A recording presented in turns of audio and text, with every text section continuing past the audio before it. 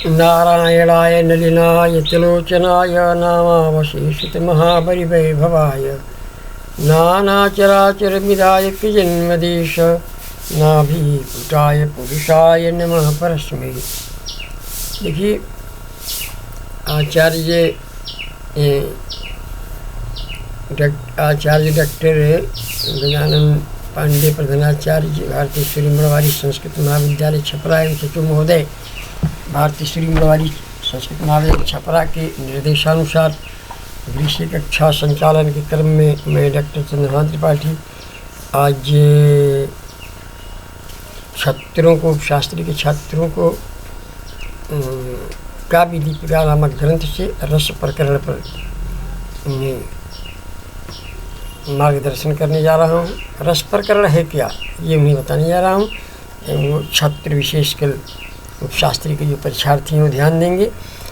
मैं रस प्रकरण का संक्षेप में उन्हें व्याख्या करके बताऊंगा। आचार्य जो नाट्य शास्त्र के आद्य प्रवर्तक के आचार्य भरत मुनि हैं। भरत मुनि ने विभावानुभाव व्यभिचारी संयोगात रस निष्पत्ति ऐसी व्याख्या की है। विभावानुभाव व्यभिचारी संयोगात रस निष्पत्ति, विभाव अनुभाव और संचारी भाव के संयोग से रस की निष्पत्ति होती है। रस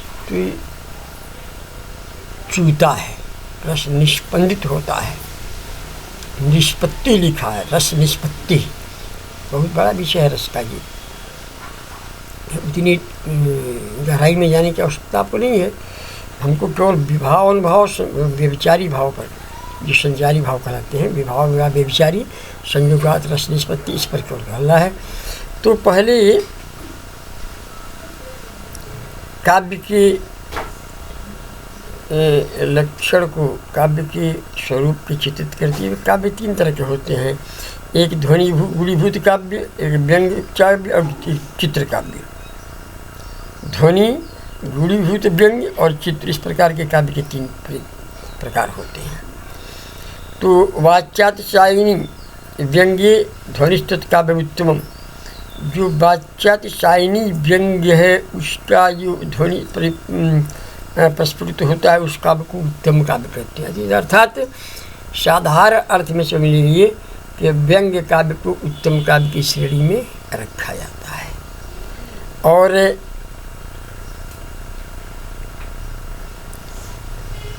जो व्यंग्य अर्थ के को प्रतीति कराता है उसको उत्तम काव्य कहते हैं। और मध्यम गुणीभूत व्यंग्य होता है, ध्वनि काव्य उत्तम होता है, ध्वनि काव्य जो होता है वो उत्तम काव्य होता है। और गुणीभूत व्यंग्य जो व्यंग्य का होता है मध्यम होता है। और जो तीसरा होता है चित्र काव्य अधम काव्य होता है। इस तरह काव्य का विभाजन आचार्य कांति चंद्र भट्टाचार्य ने अपने काव्य दीपिका में किया है।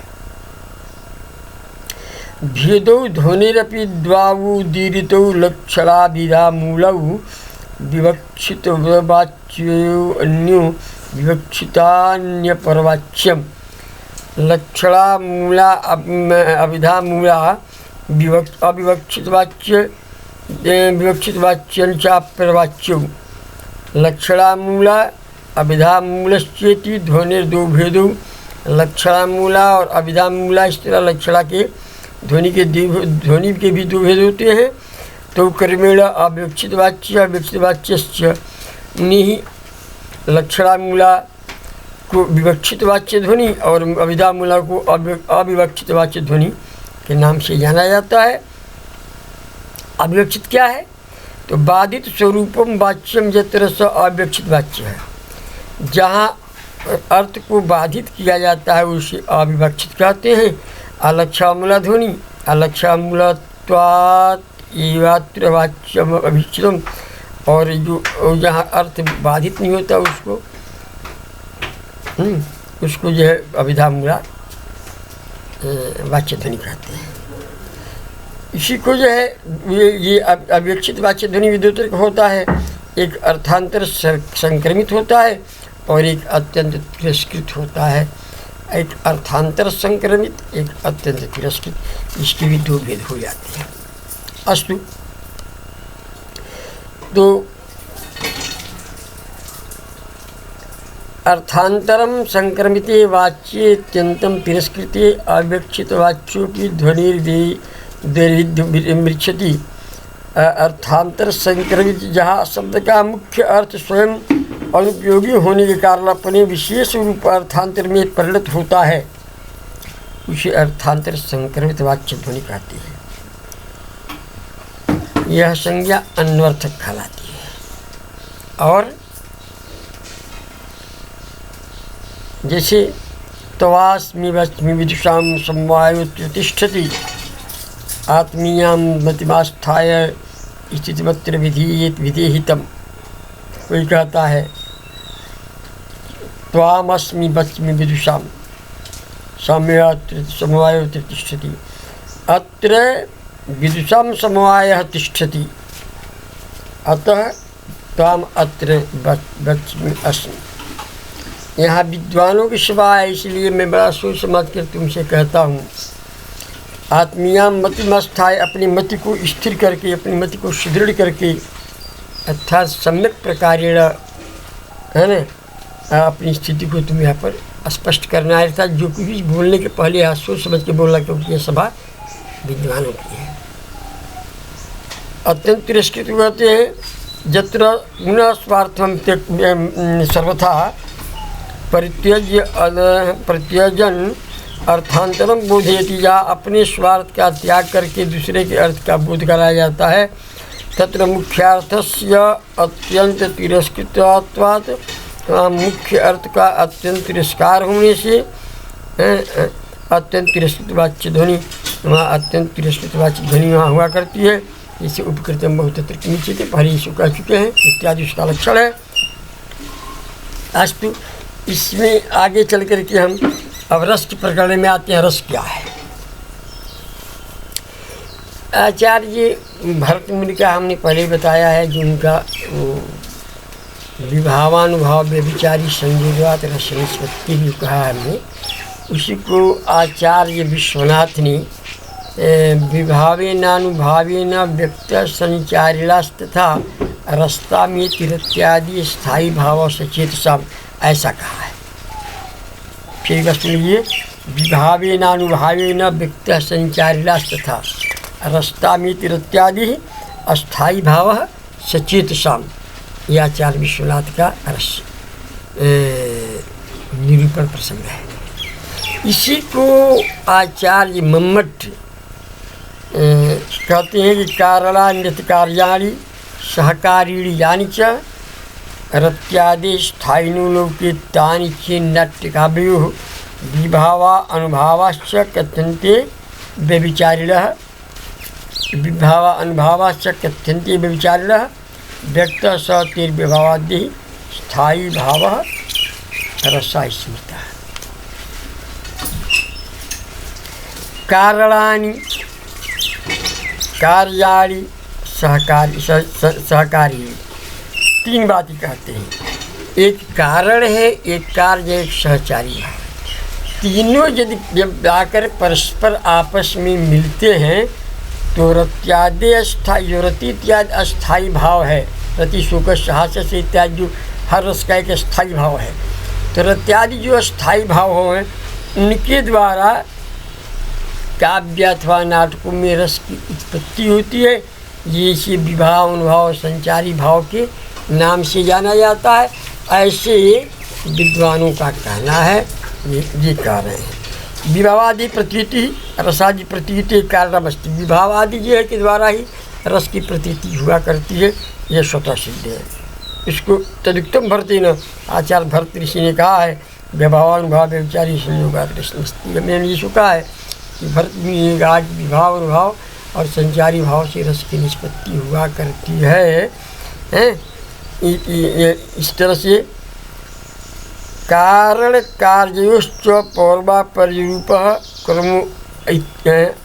क्रमः अस्ति तदा अक्रमव्यंगे न शक्यं वक्तुं क्रमाभाव एव तथा कथनौचित्यं, किन्तु विद्यमानेऽपि स एव क्रमः सगृह्याति स इत्यादि। तो एक और वीडियो बना रहे हैं, 10-5 मिनट में बताते हैं आपको, रुकिए, बताते रहिए। तो ये इनका वही है कारण कार्य सहकारी भाव से संयोग से। देखिए, जब रति इत्यादि स्थायी भाव कारण कार्य सहकारी भाव में मिल जाते हैं तो इससे रस की निष्पत्ति होती है, ऐसा इन लोगों का कहना है। विभाव अनुभाव व्यभिचार्य कथ्यंते व्यपदिश्यन्ते कारणानि विभाव, कारण जो विभाव है और कार्य अनुभाव है और सहकारी भाव व्यभिचारी भाव है, ये इन सबों का विभावादि शब्द के विपदेश से कारण कार्य सहचारी भाव के द्वारा रस अभिव्यक्त हुआ करता है। व्यंजना विषय व्यक्ति विषयकृत सहपूर्वोक्त अस्थायी भाव रस इति कथ्यते, यानी रस पंडित ही ध्वनिकार आदि भी आमनाता। अब यहाँ विचारणीय विषय है, इसमें जो रस के आचार्य हैं उनका क्या मत हम देख लेते हैं। वो कहते हैं कि उनमें सह सर्वनामनी व स्थायिना परामर्शी सिद्धे पुनः स्थायी इति कथनम व्यभिचारी निराशाय। ये विभावादि भी अव्यंजन मानस्य स्थायी व रसत्वम न तो व्यभिचारी रूप विभाव रत्यादि सर्वे चित्तवृत्ति विशेषा इत्यादि। ननु चित्तवृत्ति रूपाणाम येषां क्षणिकत्वेन स्थिरत्वं दुर्लभं वासनात्मतया सूक्ष्मरूपेण वासनारूपाणां मुहुरभिव्यक्तिरेव तेषां स्थिरत्वं व्यभिचारिणां तु वासनारूपाणामपि न मुहुरभिव्यक्तित्वेन भवति। ये जो है थोड़ा छात्रों के दिमाग में बैठने वाली चीज़ नहीं है, इसको हम यूँ कह दें, जिससे जो दिमाग में बैठने वाली चीज़ है वो यह समझ लीजिए कि प्रसंग मान लीजिए है पुष्प वाटिका का, जनकपुर में सीता स्वयंवर के समय का है। राम भी पुष्प तोड़ने जाते हैं, सीता भी पुष्प तोड़ने जाती है, दोनों का उद्देश्य अलग अलग है। राम पुष्प तोड़ने जाते हैं, उनके पुष्प तोड़ने का और चयन करने का उद्देश्य है गुरु की पूजा शुश्रूषा। सीता पुष्प तोड़ने जाती हैं, भगवती है जनक वो जगदम्बा परम्बा पार्वती की पूजा के लिए। दोनों का उद्देश्य है एक ही पूजा, लेकिन दोनों का अलग अलग है। तो पुष्प वाटिका में राम ने सीता को देखा, यह विभाव है, और सीता ने भी राम को देखा, यह विभाव है। सीता के मन में यह टीस उत्पन्न हुई कि काश वह मुझे मिल जाते, यह अनुभव है। और दोनों का हृदयंगत भावों का जो प्रत्यक्षीकरण होता है, अर्थात दोनों के मन में सींचे हुए परिवेश से जब एक नई किरण स्फुटित होती है तो वहाँ व्यभिचारी भाव होता है, और वहीं से रत इत्यादि स्थायी भाव के मिलने से रस की प्रेम नामक रस की उत्पत्ति होती है। यही है विभाव अनुभाव संचालित व्यक्त सब विभावादि, जो विभावादि के द्वारा अभिव्यक्त हुआ करता है। अब प्रश्न यह है कि क्या रस पहले से विद्यमान था या वहाँ उत्पन्न हुआ कैसे? तो आप समझने के लिए समझ लीजिए कि मान लीजिए कोई व्यक्ति बाधाभ्याम गच्छति, अपने पैरों से चला जा रहा है और रास्ते में उसे ठेक लग गया, वह गिर गया। यद्यपि वह व्यक्ति उस व्यक्ति गिरने वाले व्यक्ति से आपका कोई संबंध नहीं है, फिर भी आप देख करके एक आपके मन में टीस उत्पन्न होती है, उफ वो गिर गया, उसको चोट लगी होगी। तो जो आपके मन में टीस उत्पन्न होता है, आगे आचार्य विश्वनाथ ने कहा है कि जो सभ्य हैं उनके हृदय में जो रत इत्यादि स्थायी भाव पहले से विद्यमान रहता है।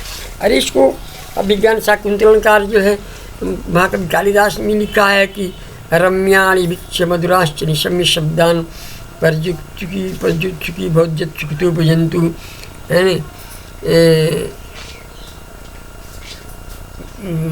रम्याणि वीक्ष मधुराश्च निशम्य शब्दान परजुचुकी भोज्यचुकितो भजन्तु। तत्चेतसा स्मरति नून बोध पूर्वम। ये इसी भक्ति को ध्यान दीजिए। तत्चेतसा स्मरति नून बोध पूर्वम भावस्थिराणि जननांतर सौहृदानि। जो हृदय हैं उनके हृदय में यह जन्म जन्मांतर से वह भाव स्थिर रहता है। जिसको तत्चेतसा स्मृति, वह जब चित्त से उसको स्मरण करता है तो जो न्यूनम बोधपूर्वम, निश्चय वो पहले से उसका ज्ञान नहीं था, उसको पुनः वह चित्त से जो स्मरण करता है विभाव अनुभाव संचारी भावों के मिलने से इत्यादि स्थायी भाव जो पहले से विद्यमान है उसे रस की निष्पत्ति होती है। ऐसा जैसे मान लीजिए आप हरिश्चंद्र नाटक देख रहे हैं और नट ये है हरिश्चंद्र बना है, नटी ये है वो सभ्या बनी है और उसका पुत्र है और पुत्र को नागदश लेता है, उस सभ्या लेकर के उसी वाराणसी की मणिकर्णिका घाट पर जाती है उसको लाश को जलाने के लिए।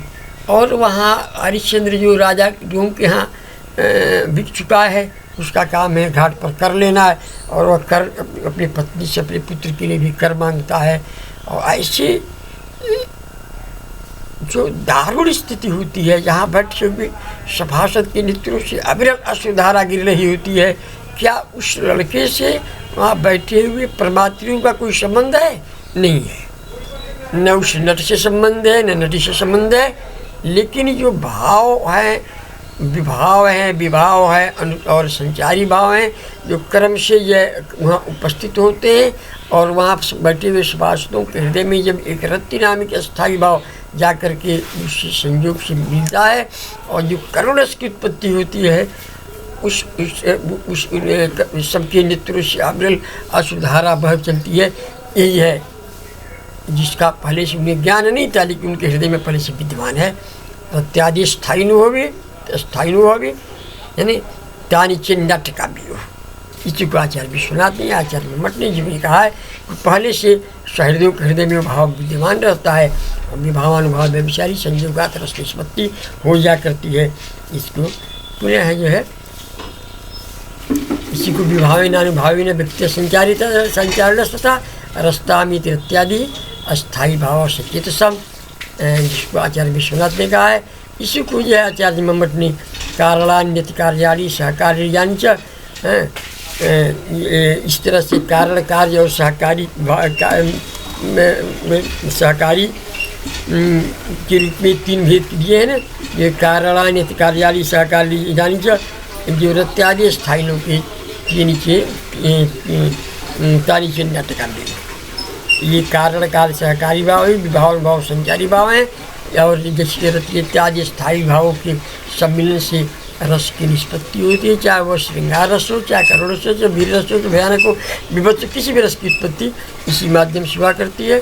फिर इसके रस की में रस कितने होते हैं? श्रृंगार, हास्य, करुण, रौद्र, भयानक, विभत्स, अद्भुत इत्यादि रसों का मैं क्रम से बाद में विश्लेषण करूँगा। आज के लिए इतना ही।